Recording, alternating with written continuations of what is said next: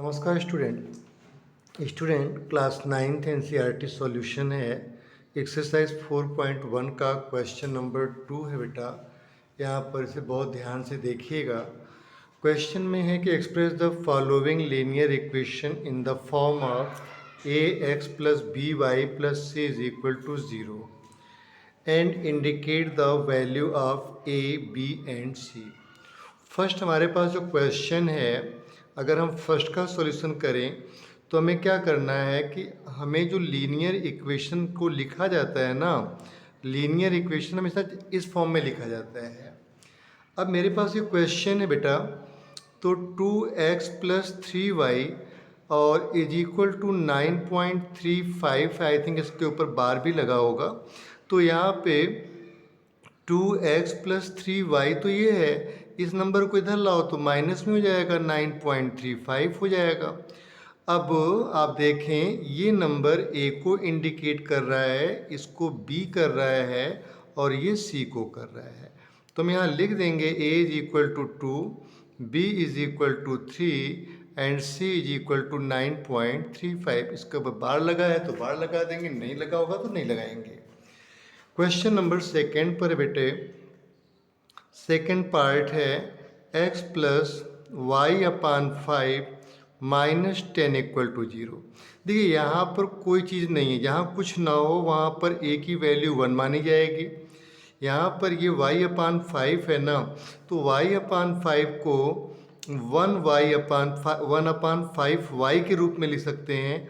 तो यहाँ जो b आएगा वह 1 अपान 5 होगा और c की वैल्यू माइनस यहाँ पर 10 होगी। तो इन अ वे हम इसको लिख सकते हैं कि यहाँ पर a की वैल्यू 1 आएगी और b की वैल्यू 1 अपान 5 आएगी और c की वैल्यू माइनस 10 होगी। और ये जो है फॉर्म क्वेश्चन में, वह तो a x plus b y plus c is equal to 0 के फॉर्म में दिया ही गया है पहले से। आइए क्वेश्चन नंबर थर्ड को करते हैं। क्वेश्चन नंबर थर्ड है minus 2x plus 3y is equal to 6। इसको लिया बेटा माइनस, यहाँ पे 2x प्लस 3y, इस 6 को इधर करेंगे ना तो यहाँ पे माइनस का 6 हो जाएगा और इक्वल का 0। अब देखिए ये किसको इंडिकेट कर रहा है, a को, 3 किसको कर रहा है, b को, c किसको कर रहा है, माइनस 6 को, है ना।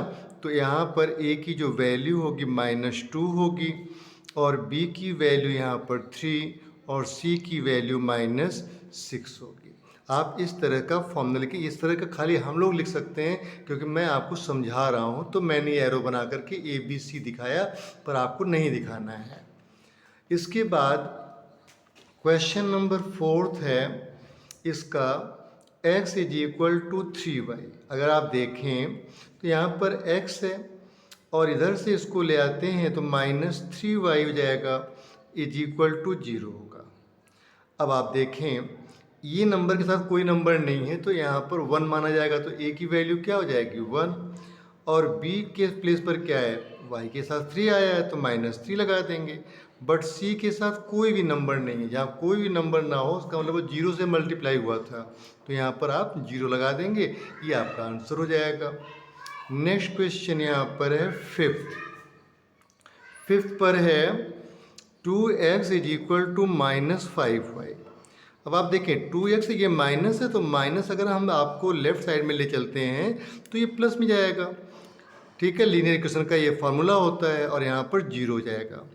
अब देखो x के साथ क्या है, 2 लगाया तो 2a की वैल्यू हो गई, a is equal to 2, b पर हो जाएगा 5, c पर कोई भी नंबर नहीं है तो यहाँ पर c की वैल्यू क्या मानी जाएगी, 0 मानी जाएगी। इसी तरह से स्टूडेंट हमारे क्वेश्चन नंबर जो 6th पार्ट है वो है 3x plus 2 is equal to 0। ये हमारा 6th पार्ट है।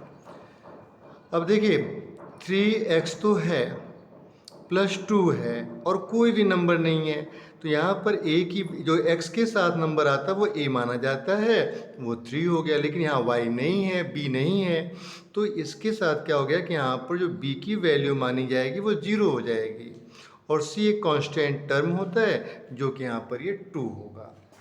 और नेक्स्ट क्वेश्चन पर हमारे पास 7th पॉइंट इसका है y minus 2 is equal to 0। अब देखिए यहाँ पर a की वैल्यू, क्योंकि a x के साथ आता है तो x यहाँ है ही नहीं, तो यहाँ पर a की वैल्यू को आप 0 मान लें।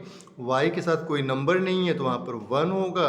c एक कांस्टेंट टर्म है जो कि यहाँ पर -2 के फॉर्म में गिवन है। ये हमारे पास हो गया। ठीक, अब आपके पास नेक्स्ट नंबर आता है 8th नंबर। ठीक, और 8th में क्या कह रहा है? कह रहा है कि 5 इज इक्वल टू 2x। अगर मैं ये कहूँ कि 2x, ये माइनस इधर ले जाए तो -5 हो गया, इक्वल टू 0। अब फार्मूला क्या होता है? ax plus b y plus c is equal to 0 के फॉर्म में लीनियर इक्वेशन लिखा जाता है। यहाँ पर 2x है, लेकिन y के साथ क्या है भाई? यहाँ पे अगर हम 0 और y लगा दें और ये प्लस सी पर हमारे पास -5 आया हुआ है, तो अब देखें ये 0 हो गया ना, तो यहाँ पर x की वैल्यू 2, y की वैल्यू 0 और c की वैल्यू -5 होगी। इस तरह से स्टूडेंट इन क्वेश्चंस को हम करेंगे, जो क्लास 9 के एक्सरसाइज 4.1 का क्वेश्चन नंबर 2 है, और ये एग्ज़ाम के लिए बहुत इंपॉर्टेंट क्वेश्चन है। इस तरह के क्वेश्चन बहुत अच्छे मार्क्स दे देते हैं आपको। ठीक है, आप एग्ज़ाम में कभी 1 और 2 मार्क्स इग्नोर ना करें, क्योंकि इससे आपका परसेंटेज बन भी जाता है और घट भी जाता है। आ गया तो बन गया और नहीं आया तो घट गया। इसलिए आप इस पर खूब अच्छी मेहनत करें। Thanks to watch.